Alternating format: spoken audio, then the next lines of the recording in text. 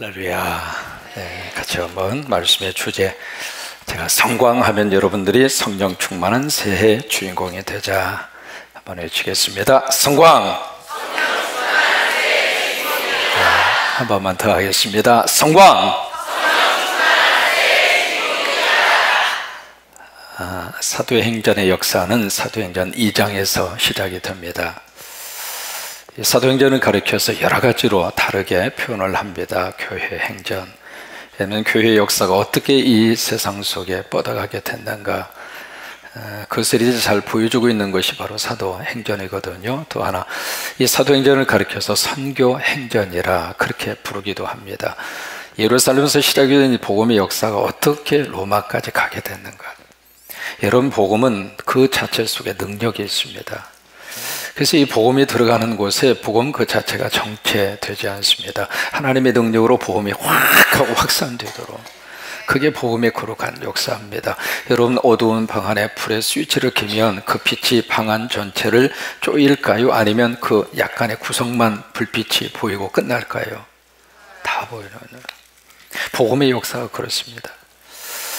그래서 이 사도행전은 바로 선교적인 역사가 어떻게 이 세상 속에 증거가 되게 됐는가라고 하는 것을 보여주는 것이 사도행전입니다. 그런데 또 하나, 이 사도행전을 가리켜서 우리가 교회 역사라 그렇게 표현을 하거든요. 그런데 이 모든 사도행전의 출발이 어디에서 이루어지는가? 사도행전 2장에서 바로 성령의 충만의 거룩한 역사로, 성령 충만함으로, 성령이 임해 오심으로, 성령 충만함으로. 그래서 사도행전의 역사를 시작하는 스타트 포인트는 바로 성령입니다. 여러분, 한 해를 사는 동안 성령으로 충만하셔서 하나님이 우리 삶을 꼭 인도해 주시기를 바라고, 이 한 해 동안 하나님이 쓰시게 되기를 바라고, 아멘 하는 분은 그대로 임할 줄로 믿습니다. 그래서 사도행전의 역사는 인간의 역사가 아닙니다. 바로 성령의 역사입니다.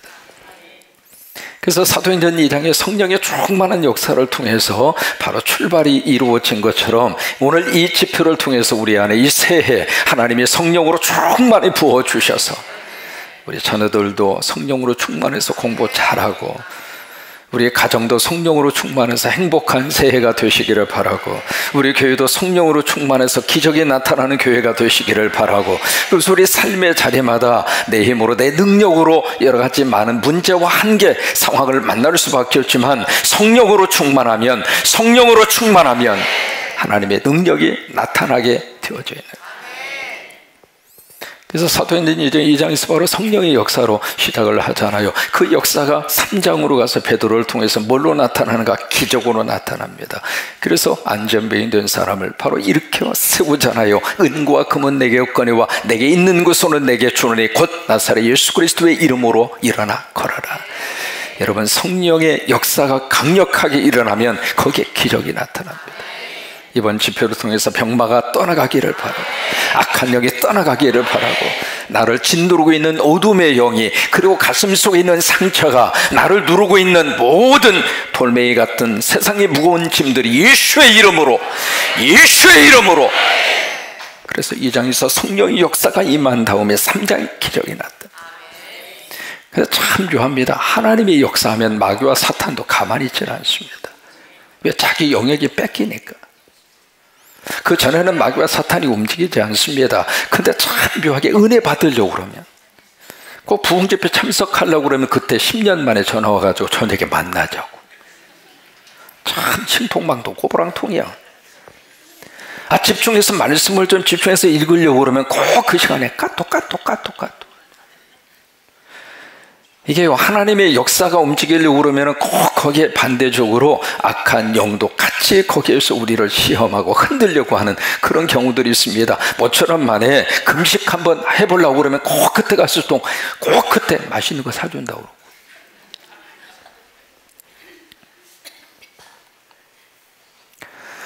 그래서 베드로를 통해서 하나님의 기적의 역사가 나타난 다음에 그때의 산헤드린 공의원들이 조직적으로 움직이면서 바로 사도들을 핍박을 하게 되죠.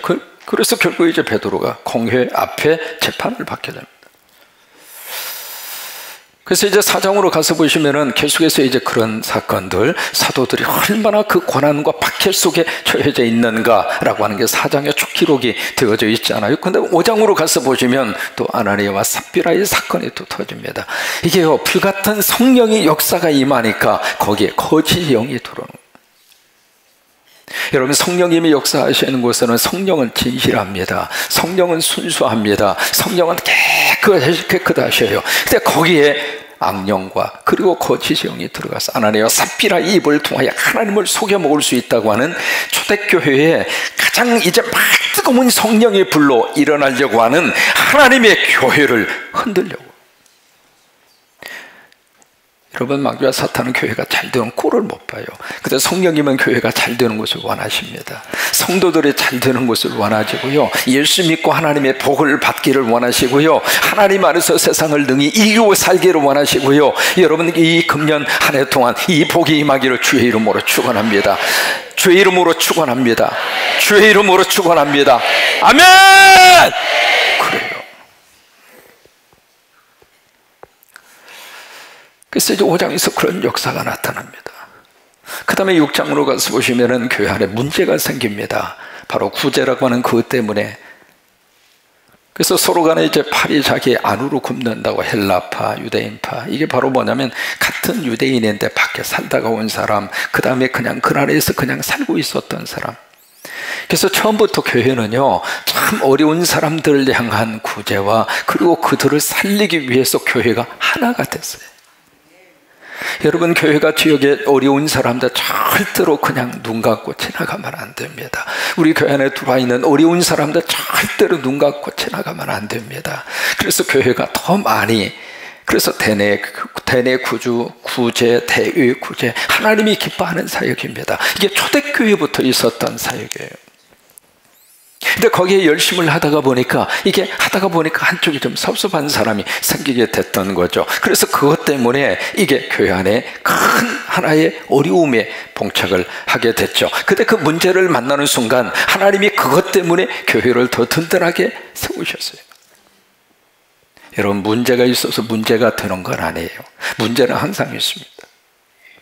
살아있다는 자체가 바로 문제 속에서 살고 있는 거예요. 이 한 해를 사는 동안 하나님, 내 인생 속에 평탄의 복을 주세요. 기도할 수는 있어도 평탄할 수도 있고 안 할 수도 있고. 그러니까 교회 안에 문제가 생길 수도 있고 문제가 생기지 않을 수도 있고. 왜? 우리 스스로가 하나님 앞에서 하나 질문합니다. 완벽합니까? 그래서 우리 스스로가 문제를 가지고 살고 있기 때문에 문제는 얼마든지 생길 수 있어요. 여러분, 교회만 그럴까요? 가정 안에 부부의 관계 속에 문제 하나도 없이 잘 살고 있죠.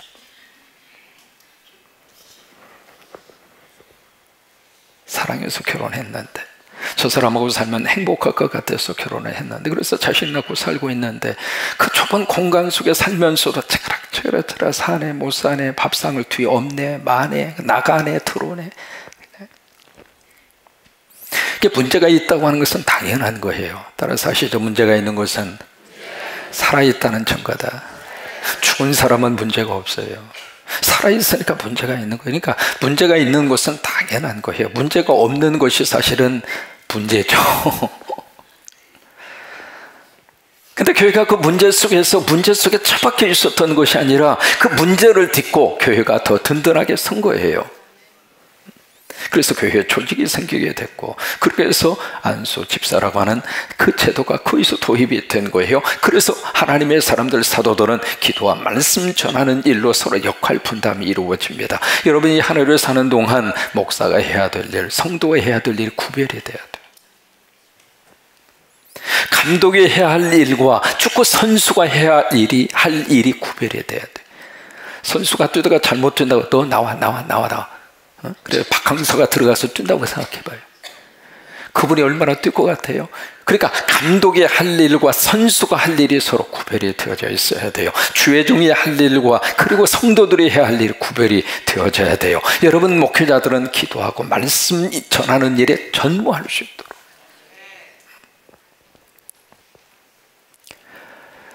그래서 거기에서 하나님의 종 두 사람이 탄생을 합니다. 첫째가 스데반이 탄생합니다. 그렇게 해서 하나님의 종이 드러난 거예요. 그 스데반을 통해서 하나님이 큰 일을 하시죠. 큰 일을 하시는데 바로 사도행전 7장으로 가서 보시면 스데반이 다 평신도이면서도 기가 막힌 설교를 합니다. 이 사도행전 7장을 보면은요, 이 스데반의 설교는 말 그대로 명설교입니다. 구약부터 시작을 해서 쭉 구약을 다 꿰고 있어요.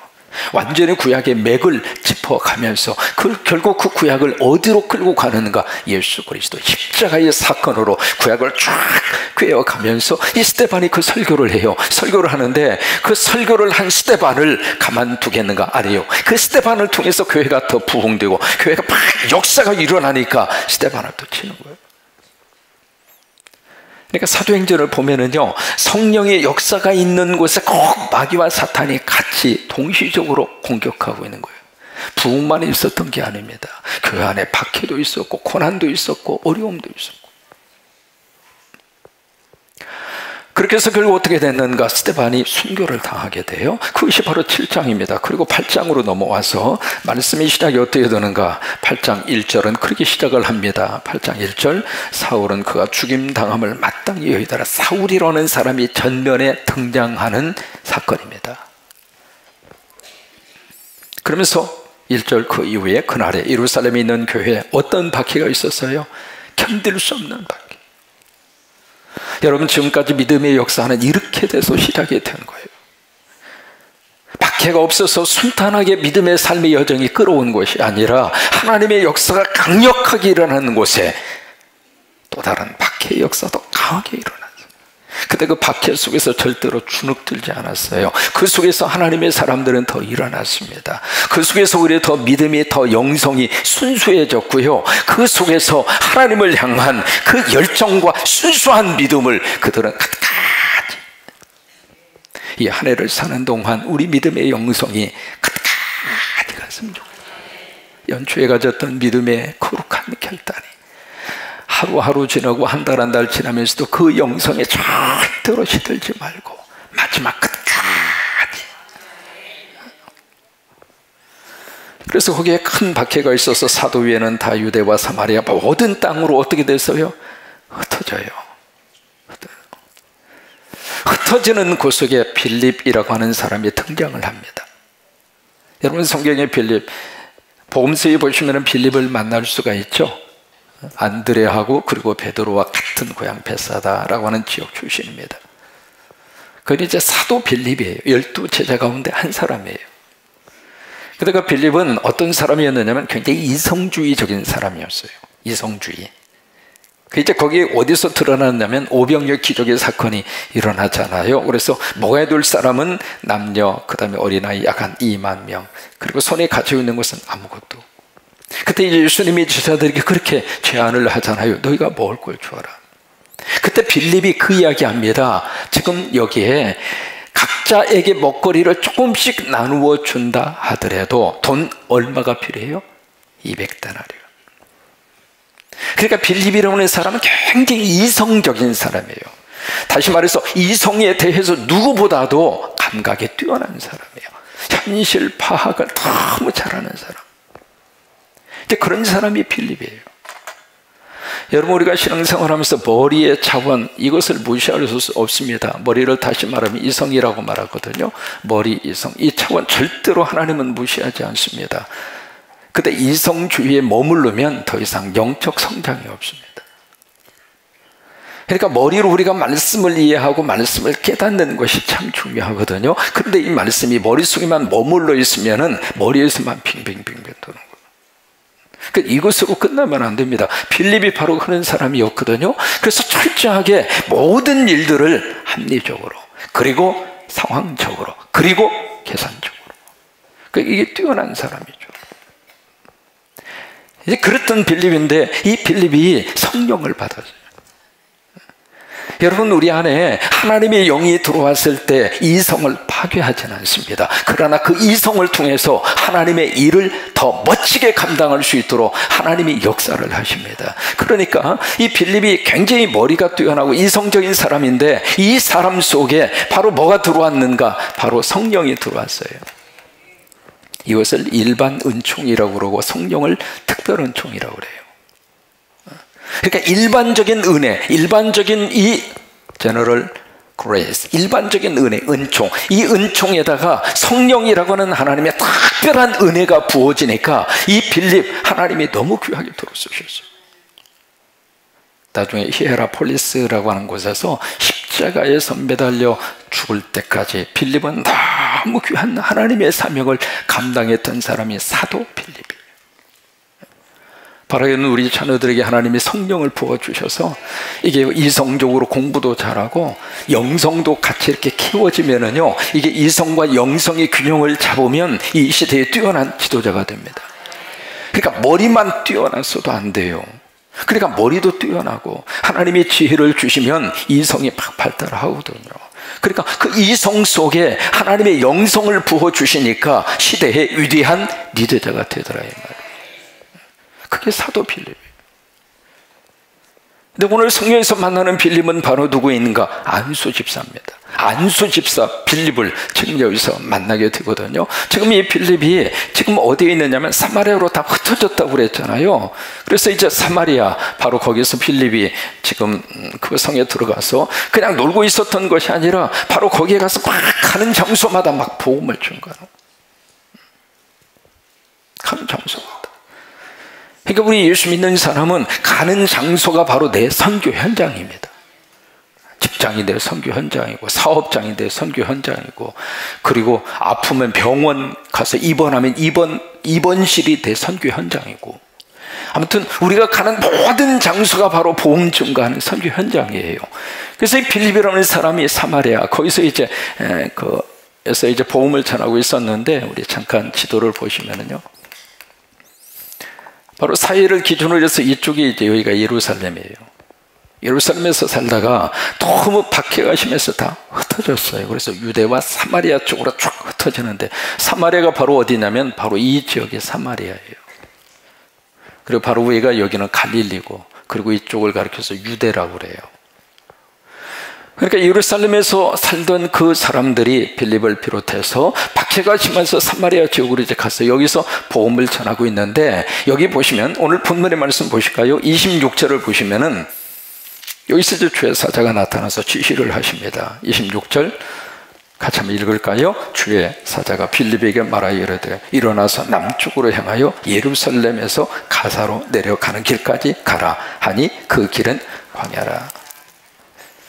지금 사마리아 바로 여기서 있는데, 지금 여기 주의 사자라고 하는 것은 성령님이세요. 성령님이 지금 빌립에게 말씀을 하시는 거예요. 무슨 말씀이냐면 바로 예루살렘으로 가서, 예루살렘에서 가사라고 하는 곳은 바로 이쪽 해변가에 있는 지역이에요.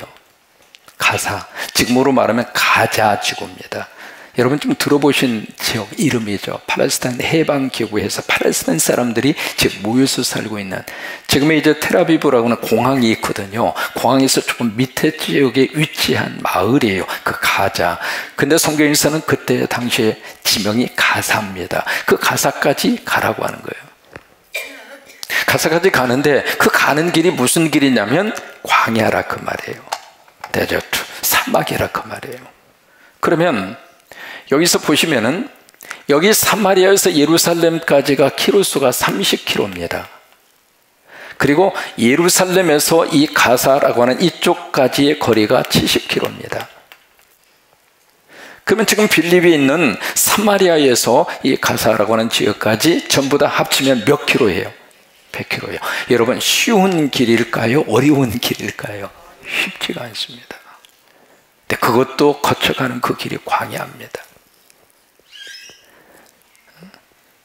그러니까 적어도 아무리 여러분 성일이 빠르게 걷는다 하더라도 이틀 내지 3일 걸리는 그런 거리예요.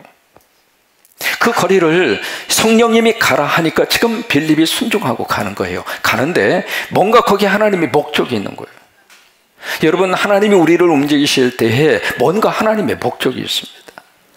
전혀 생각하지 않았는데, 전혀 계획하지 않았는데 그쪽 방향으로 하나님이 나를 인도하실 때에는 거기에 따르는 하나님의 계획이 있는 거예요. 그래서 이해되지 않아도 순종하면 하나님께서 우리 인생을 쓰시는 거예요. 그래서 말이 그렇지 100km를 걸어서 이게 쉬운 길이 아니잖아요. 그런데 이 빌립이 성령의 음성을 따라서 순종을 합니다. 그래서 27절을 보실까요? 가라. 그러니까 27절에 일어나서 가요. 그러니까 성령의 음성 앞에 순종하고 행동한 거예요. 그래서 일어나 가서 보니 여기 한 사람을 만나게 됩니다. 에디오피아 사람, 곧 에디오피아 여왕 감다게의 모든 국고를 맡은 관리인 네시를 만나게 돼요. 여러분, 여기 에디오피아라고 하는 이 나라가 나옵니다. 이 나라를 구약 성경에서는 뭐라고 표현했는가? 구스라고 그랬어요. 구스. 여러분, 모세가 구스 여의를 취하잖아요. 그 구스라고 하는 것은 바로 검다라고 하는 말이에요. 그래서 흑인들을 바로 그렇게 표현을 하거든요. 그러니까 벌써 구약 성경 시대에 구스라고 하는 나라가 바로 에디오피아라고 하는 이 나라입니다. 거기에서 이제 바로 구약 성경에 보시면 스바 여왕을 만나게 됩니다. 이 스바 여왕이 솔로몬이 지혜롭다고 하는 말을 듣고 스바 여왕이 보물을 잔뜩 싣고 솔로몬에게 찾아오는 장면을 기록을 하고 있거든요. 여러분 기억하시죠? 그 스바 여왕이 바로 에디오피아, 바로 이 나라 출신이에요.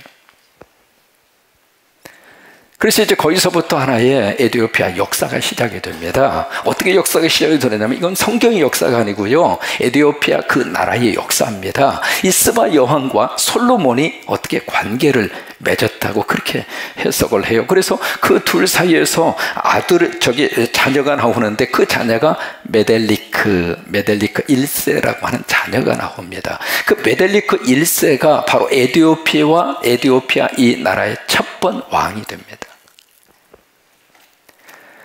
그러니까 이 나라는 처음부터 솔로몬과 관계가 있었던 거예요.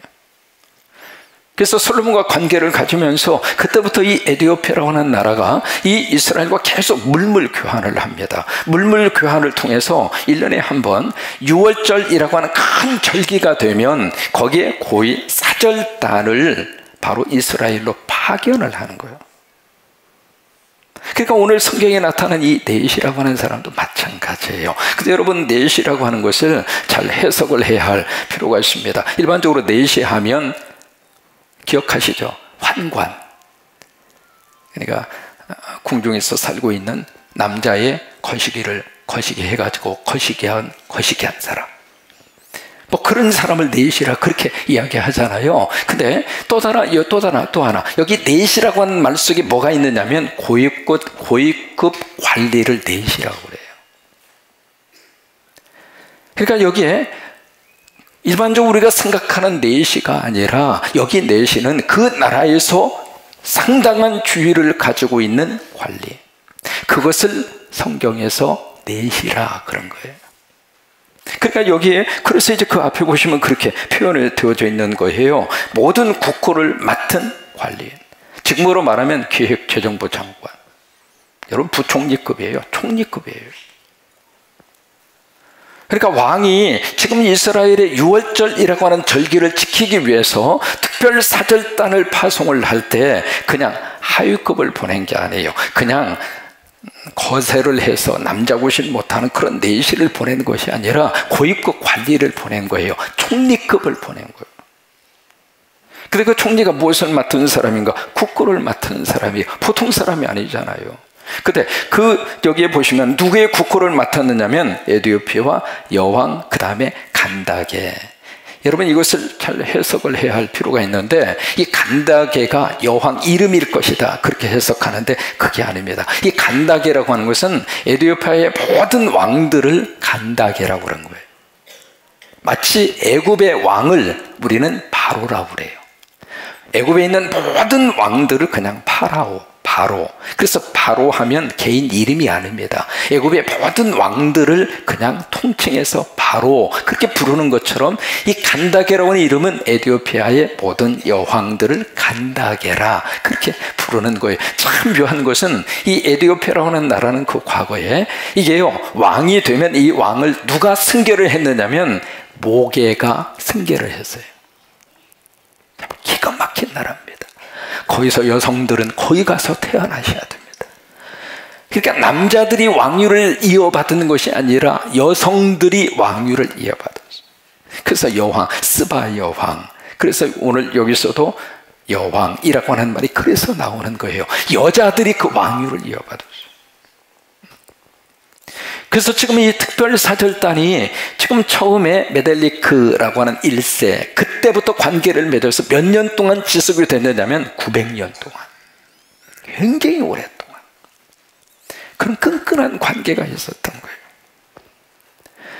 그런데 보니 여기에 등장하는 이 넷이라고 하는 사람은 히브리어에 등통한 사람이었고, 또 하나 구약 성경에 탁월한 지식이 있는 사람이에요. 그 사람이 이제 파견한 거예요. 파견을 해서 27절에 보시면은 예루살렘에 뭐 하러 왔는가? 예배 드리러 왔어요. 예배.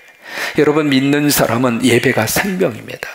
이 한 해를 사는 동안 꼭 주일 성수 꼭 하시고, 이 예배가 하나님의 은혜를 받는 통로이고, 예배 드릴 때 하나님의 역사가 나타나고, 예배 드리면서 우리가 하나님의 복을 받고, 예배 드리면서 신앙이 자라나게 되어져 있고, 그래서 예배 드리는 모습이 내 영적 수준의 모습이에요.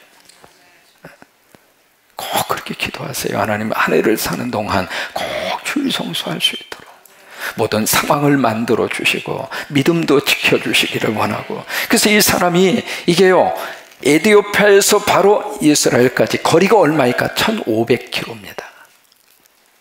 1500km. 그 1500km를 예배 드리러 간 거예요. 그러니까 30분 거리에서 새벽 기도 나오는 것은 문제도 안 되는 거예요. 서울 갔다가 주일 성수하기 위해서 군산 내려오는 것은 문제가 안 되는 거예요. 여기서 서울까지 얼마나 걸립니까? 키로수가 240km? 그런가요? 맞아요? 맞다고 그래요, 그냥. 예. 그러면 보세요. 아니, 에티오피아에서 이스라엘까지 1500km. 그러면 여기서 서울에서 여기까지 주일 성수해야 돼요, 안 돼요? 거리가 분분하다 이 말. 그래서 주일 성수는 내 믿음의 가장 중요한 바로미터예요. 어떤 일이 있어도 예배 먼저. 아무리 급해도 예배 먼저 드리고, 예배 먼저 사모하고, 예배 먼저 붙잡고. 이 예배가 흐트러지면 다 흐트러지는 거예요. 그래서 그 먼 거리를 분문하고, 바로 이 사람이 총리급 이 사절단을 혼자 온 거 아니잖아요. 사절단을 이끌고 그 먼 거리를 예배 드리기 위해서. 언제가 말씀드렸던 기억이 납니다. 새벽에도 청진구를 하는데 샌디에고라고 하는 지역, 지금 이제 미국의 멕시코하고 미국하고 국경 문제 때문에 지금 미국 연방 정부가 셧다운 시켜버렸잖아요. 그 샌디에고 바로 옆에가 멕시코예요. 거기가 바로 국경이 바로 이렇게 설치가 되어져 있는데, 그 샌디에고에서 내가 살았던 토렌스까지, 이게요, 미국에서 고속도로 평균 140에서 150km를 밟아요. 그렇게 해서 2시간 반에서 3시간 걸립니다. 그런데 그분이 새벽 기도 나와. 놀래지도 않으시고, 얼마나 멀리에서 나와야 놀래겠어. 적어도 그분이 3시간 걸려서 새벽 기도로 와요. 좀 놀래봐요. 다시 할게요. 3시간 걸려서 새벽 기도 와요. 억지로라도 하니까 좋네요. 새벽에 말이죠, 예배하기, 인도하기 위해서 딱 섰는데 그분이 와서 앉아있으면 마음이 막 뛰는 거예요. 야, 저 양반이. 그분의 이름이 필수입니다. 필수. 그래서 처음에 그랬어요. 당신은 하나님 나라의 필수 요원이 되시오. 이분이 어떻게 믿음 생활을 했느냐면, 부인이 김명순 집사라고, 부인이 먼저 와서 열심히 신앙생활 하셨어요. 그래서 그 어머니가 한국에 사시다가 딸네 집에 와서 애기 봐주려고 그렇게 하시다가 미국에서 돌아가셨거든요. 근데 그 어머니가 바로 돌아가실 직전에 임종예배 드리고 가시겠다 싶어서 찬송하고 있는데 안 가시더라고. 임종예배 받으면 가야지. 근데 안 가시고 계시더라고요. 그래서 계속 찬송을 하면서 곧 가시겠다 싶어서 보고 있는데 갑자기 이 할머니가 팍 일어서서 아멘! 언제 한번 말씀드렸잖아요. 그 어머니가 그 어머니예요. 아멘 하시더니 다시 누우셔서 아직까지 안 일어나셨잖아요. 그렇게 하고 가셨어요, 그 어머니가. 근데 그 남편 필수 그분이 자기 부인 일부 예배 시간에 막 와서 이제 해서 이제 예배 드리라고. 그리고 예배 마치고 문을 팍 열면 어김없이 그 남편이 부인 데리러 가려고 앞에 딱 대기하고 소리. 그러기를 3년 동안. 문턱을 넘어오는데 3년 걸렸어요. 그렇게 하시다가 이분이 신앙생활의 시작을 하셨는데 참 묘해요. 사람은 성격대로 예수 믿는 것 같아요. 이게요, 딱 한번 발을 내딛더니 가득가득 충성하는 거예요. 그래서 그 먼 데로 이사를 갔는데도 새벽 기도 총증을 한다고 그러니까 그 차를 끌고, 여러분 예배 마치고 가면 또 3시간 걸려요. 왔다 갔다 6시간 걸립니다. 예배 1시간. 그러면 예배 한 번 드리기 위해서 7시간을 투자하는 거예요. 그런데 투자할 만한 가치가 있어요. 왜? 하나님의 복이 있으니까. 여러분 예배 드리면 하나님이 복 주세요. 예배 드리면 하나님이 복 주세요. 예배 드리면 하나님이 복을 주세요. 그래서 이 사절단이 예배 드리고 가는데 참 기가 막힌 역사가 나타납니다. 28절에 보시면 돌아가면서 수레를 타고 갑니다. 그러면서 선지자 이사야의 글을 어떻게 해요? 읽고 있어요. 그러면 이 사람이 속으로 읽고 있으면은 이 빌립이 알았을까요? 몰랐을까요? 모르죠. 소리내서 읽고 있는 거예요. 그것도 수레 위에 지금 타고 가면서. 그러면 그때 1500km를 완전히 도로 포장을 했을까요? 그러면 수레가 어떤 상태일 것 같아요? 상상해 가죠. 그 속에서 책을 읽어요? 그러니까 이 사람은 마음속에 뭐가 있었는가? 진리에 대한 헌거가 있었다 이 말이에요. 말씀에 대한 사모함이 있었다 그 말이에요. 여러분 설교를 들으실 때 그런 마음으로 들으면 설교가 내 말씀이 돼요. 설교가 하나님의 음성이 돼서 내 영혼을, 하나님의 음성으로 내 영혼을 두들겨 주세요. 그러니까 하나님의 말씀을 들을 때 그렇게 말씀을 들으면 그 말씀이 나에게 레마가 돼요. 그래서 이제 말씀을 읽고 가는데 여기에 보시면, 자 보세요. 30절. 빌립이 달려가서 선지자 이사야의 글 읽는 것을 듣고 말하되 읽는 것을 깨닫느냐. 참 이 광경을 한번 상상을 해볼까요? 한 사람은 지금 뭐예요? 마차를 타고 가요. 수레라고 그랬으니까 사람이 끄는 건 아니잖아요. 지금 말이 끄는 거잖아요. 그럼 말이 어떻게 갈까요? 이렇게 갈까요? 아니면 말 같으면 어떻게 갈까요? 상당히 속도가 있다 이 말이에요. 그럼 그 말을 타고 가면서 지금 이 사람은 지금 하나님의 말씀을 읽고 있고, 또 하나 빌립은 지금 어떻게 하고 있느냐? 옆에서 막 뛰어가는 거예요. 지금 그 모습이에요. 뛰어가면서 하는 말이 서로 대화를 하는 거예요. 이 사람은 말을 타고 가면서 막 큰 소리로 하나님의 말씀을 막 읽고 있고, 빌립은 그 소리를 듣더니 막 뛰어가면서 막 서로 대화를 하는 거예요. 대화하면서 하는 말이 바로 그거예요. 당신 지금 무슨 말씀이지? 당신 그거 알고서 지금 읽느냐고. 하나님의 말씀을 읽을 때 소리를 내어서 읽는 게 은혜가 됩니다. 그냥 조용히 읽어도 괜찮아요. 근데 조용히 읽다가 보면은 나도 모르게 자꾸 잡념이 들어와요. 그래서 기도도 그래서 소리 내어서 기도하라고 하는 이유가 바로 그거거든요. 하나님의 말씀을 읽을 때에도 이게요, 소리를 내서 읽으면은 참 기가 막힌 역사가 나타납니다. 첫째, 소리를 내면 내 귀로 내가 들어요. 그래서 첫 번째 내가 복을 받아요. 두 번째, 소리를 내서 말씀을 읽으면 하나님이 들으세요. 하나님이 들으시고 말씀대로 역사하세요. 세 번째로, 소리를 내어서 말씀을 읽으면 마귀와 사탄이 들어요. 그래서 마귀와 사탄이 도망가는 거예요. 그래서 말씀을 소리 내서 읽으면 복이 되는 거예요.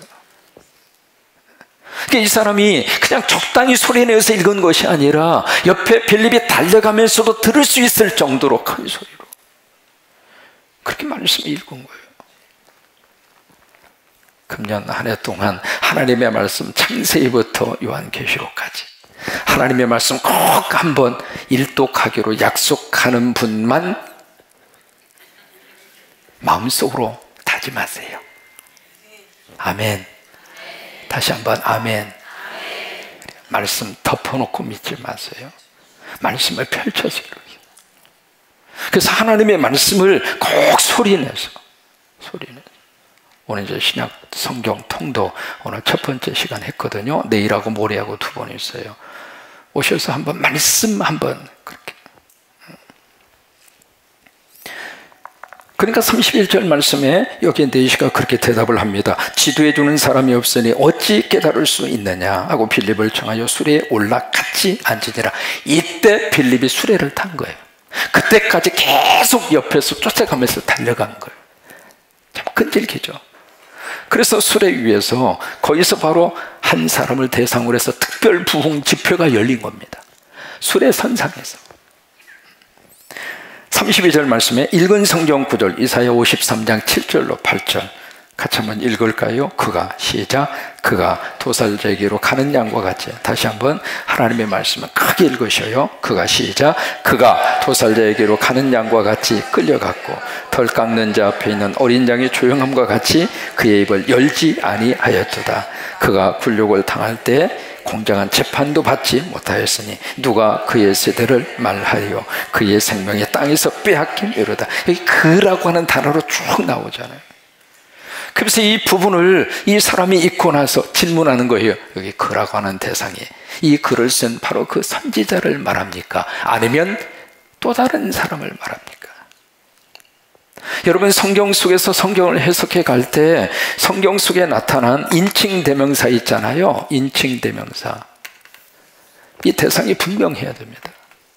그래서 처음 말씀을 읽을 때 말씀의 시작에 주어가 뭐냐, 이걸 먼저 파악을 하셔야 돼요. 주어가 누구냐, 주어가. 그 다음에 이 주와 더불어서 그 두 번째 나오는 움직시가 있습니다. 이제 동사라고 표현하잖아요. 그 움직시를 두 번째로 주의를 해서 보셔야 돼요.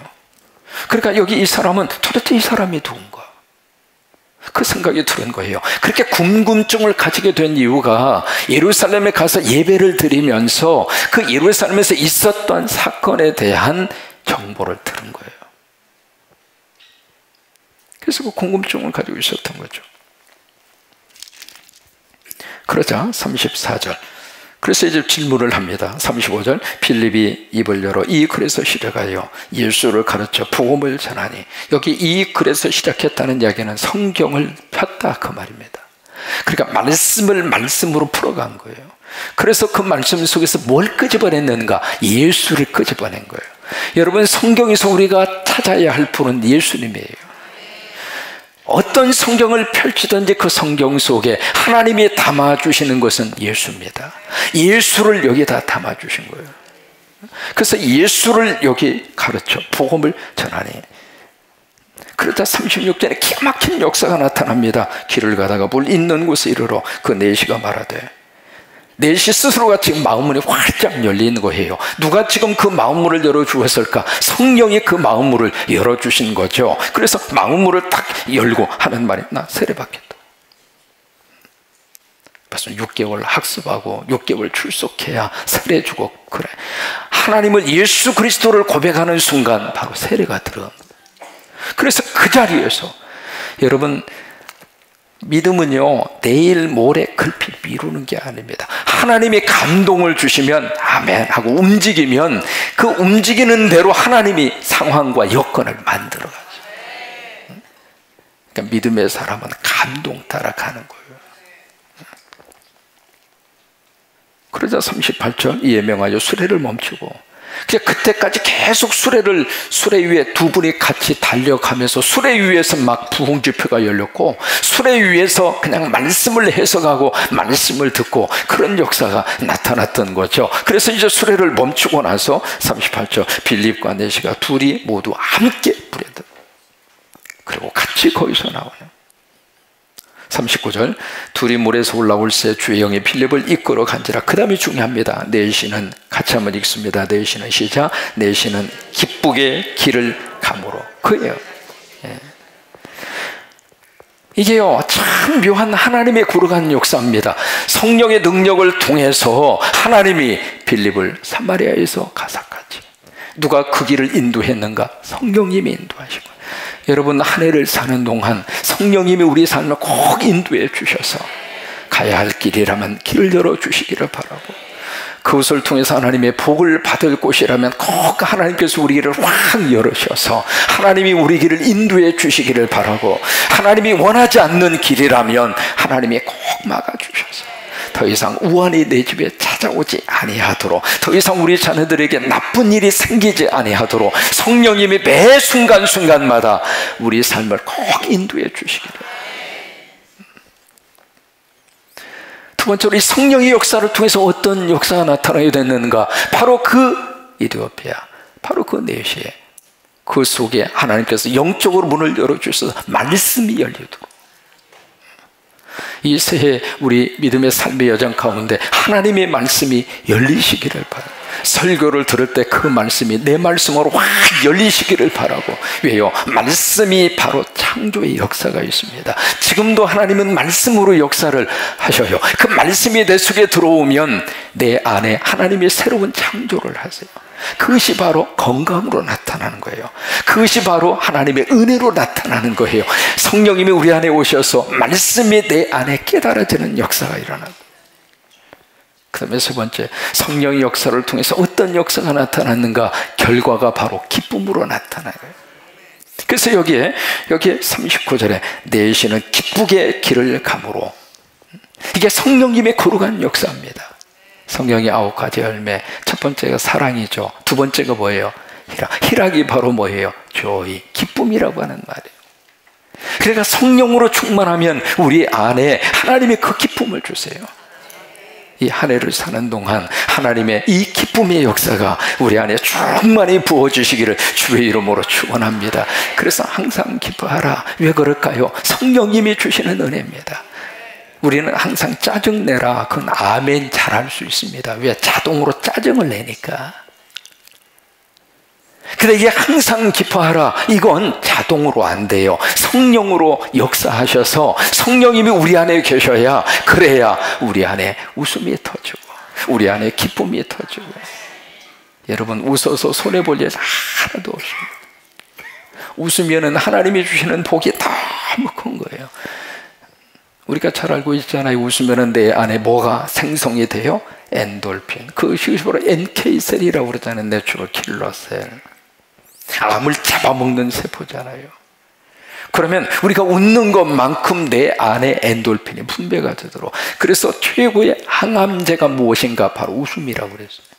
내가 웃는 것만큼 내 몸에 항암제가 막 분비가 되는 거예요. 이게 어쨌든 간에 이게 억지로 웃든지 아니면 좋아서 웃든지 어떻게 웃든지 간에 우리 뇌는 인지를 못합니다. 웃는 것만 알아요. 이 사람이 가짜로 웃는지 아니면 진짜로 웃는지 뇌는 전혀 그 상관하지 않아요. 그냥 웃는 것만 뇌가 감지를 해요. 그래서 아하, 우리 주인님이 웃으시는구나. 그럼 내 몸에 있는 이게 분비가 돼야지. 그렇게 해서 이제 항암제가 해서 내 몸에 있는 나쁜 균들을 다 잡아먹도록. 그러니까 최고의 항암제가 웃음이라고 하는 거예요. 비싼 돈 주고 사 먹지 말고 하나님이 주신 항암제. 스탠포드 대학의 웃음학의 대가가 그 이야기합니다. 사람이 한 번 웃을 때마다 사람 근육 가운데 쓰지 않는 근육 231가지의 것이 움직인다는 거예요. 웃으면은. 특별히 오장 내부, 오장 육부가 운동 효과가 있는 거예요. 여러분, 그래서 웃고 나면 소화가 잘 돼야 안 돼요. 와, 왜 그런 줄 알아요? 근육 운동이 일어나는 거예요. 웃으니까. 평소에 그 움직이지 않던 근육 운동이 웃음을 통해서 막 일어나게 되는 거예요. 그래서 이게요, 참 묘한 게요, 1분을 웃으면 이틀을 더 삽니다. 그 다음에 5분을 웃으면 500만 원 상당의 엔돌핀이 나옵니다. 자, 선택을 하시죠. 이틀을 더 사시겠습니까? 500만 원을 버시겠습니까? 어느 쪽을 할까요? 둘 다? 그러면 몇 분 하면 될까요? 네, 한번 해볼까요?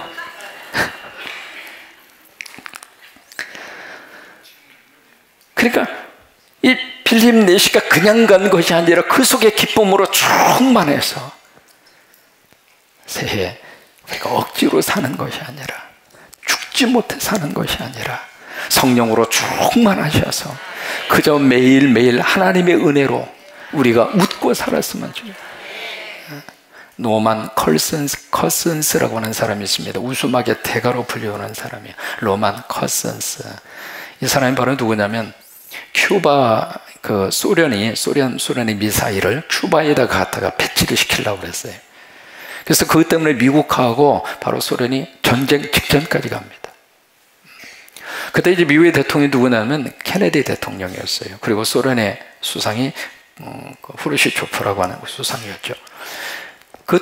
전쟁 직전까지 갔을 때 이 두 사람을 만나게 해서 그것을 막아준 사람이 로만 커슨스라고 하는 사람이에요. 근데 이 사람이 이제 무슨 병이 걸렸냐면 강직 척추섬염이라고 하는 게 걸렸어요. 아주 희한한 병이래. 뭐냐면 뼈 속에 뭐가 이렇게 들어가가지고 뼈가 그렇게 고통을 주고 뼈가 이렇게 아프게 하고 뭐 그런 병에 걸린 거예요, 이 사람이. 그러니까 너무 고통스러우니까, 이게 이제 잠을 잘 수가 있어야지. 너무 고통스러우니까. 이분이 하루에 수면제를 26알을 먹어야 되고, 신경 안정제를 12알을 먹어야 겨우 5분 잠을 잤답니다. 그 사람이 살 수가 있어야지.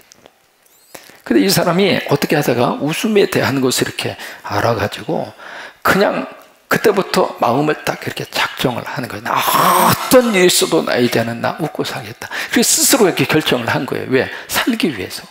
그래서 이제 비디오를 보더라도 웃기는 것만 보고, 그냥 어떤 일이 있어도 그냥 일부러 그렇게 이제 하는데, 무엇을 느꼈느냐면 이분이 딱 5분 정도 웃고 나니까 그때 잠을 20분 잔 거예요. 그래서 야, 여기에 뭐가 있구나. 그때부터 본격적으로 이분이 웃기 시작한 거예요. 그냥 걸으면서다. 밥 먹다가 그러니까 밥알이 막 튕겨나가고, 그냥 막 자다가 깨도 막 사람이 살고 봐야 되잖아요. 여러분, 한 해를 사는 동안 하나님이 건강 주셔서 그렇게 살아야지. 병 들어오고 아프고 그거 얼마나 힘들어요. 그러니까 이 사람도 자기가 살고 봐야지. 그래서 살 수 있는 길이 이거다 생각을 해서 그냥 계속 이렇게 웃었는데, 결론적으로 이분이 척추 강제성이라고 하는 희귀병 거기서 치유를 받은 거예요. 그래서 이분이 본격적으로 웃음에 대해 연구를 해서 웃음하게 대가 된 거예요. 로만 커슨스라고 하는 사람. 여러분, 성령님이 우리 안에 충만히 임하셔서 여기 내시에게 주었던 그 기쁨이 우리 안에 확 하고 와 닿아서 이 한 해를 사는 동안 그런 놀라운 역사가 임하게 되기를 주의 이름으로 축원합니다. 정리합니다. 여기서 여기까지 100km. 바로 그를 하나님이 인도하셔서 한 사람을 만나게 하심으로, 지금 여러분 이디오피아라고 하는 나라가요, 역사적으로 AD 330년에 무슨 역사가 있었느냐면 전 세계 최초로 기독교를 국교로 최초로 선포한 나라가 에티오피아입니다. 지금 인구가 한 1억 명 정도 됩니다. 아프리카 수단하고 소말리아 그 사이에 있거든요. 그 1억 명 인구 가운데 지금 크리스찬의 비율이 67.8%입니다. 에티오피아라고 하는 나라가. 그 수도가 아디스아바바잖아요. 그런 나라를. 그러니까 여기 넷이라고 하는 그 한 사람을 하나님이 역사하셔서 성령으로 충만하도록 빌립을 보내시고, 그에게 말씀의 은혜를 주시고, 그리고 결단하게 하시고, 그리고 그에게 기쁨의 은혜를 충만히 부어주셔서, 그러면 이 사람 자기 고향에 가서 어떻게 살았을까? 결국 보험 전도자로. 그래요. 이 한 해를 사는 동안 성령으로 충만하셔서 매 순간마다 성령님 감사합니다. 한번 해보실까요? 성령님 감사합니다. 하루를 살면서도 성령님 감사합니다. 오늘도 꼭 길을 인도하여 주옵소서. 오늘도 우리 가정의 식구들의 길을 꼭 인도하여 주옵소서. 그냥 기도하시고 성령님이 내 길을 인도하신다 믿고 하루하루 사십시다. 또 하나, 성령님 말씀이 내 안에 확 하고 열려져서, 그 다음에 세 번째로 성령님 우리 안에 기쁨의 은혜를 충만히 부어주셔서 그저 울 일이 많고 한숨 지을 일이 많고 짜증날 일이 많지만 하나님 그 속에서 하나님 때문에 웃고 살게 해달라고. 예수님 때문에 웃고 살게 해달라고. 하나님, 우리 가정에 웃음이 담벼락을 넘어가게 해달라고. 부부 사이에서도 서로 어떻게 하시는지 정 안 웃으면 가서 어라라 까꿍 그럼 좀 웃지 않겠어요? 아니면 옆구리를 간지럽히든지. 그래서 우리 가정 속에 꼭 웃음이 하나님의 은혜 가운데 기쁨으로 충만히 부어주셔서 이 한 해를 사는 동안 그런 복이 넘치기를 주의 이름으로 축원합니다.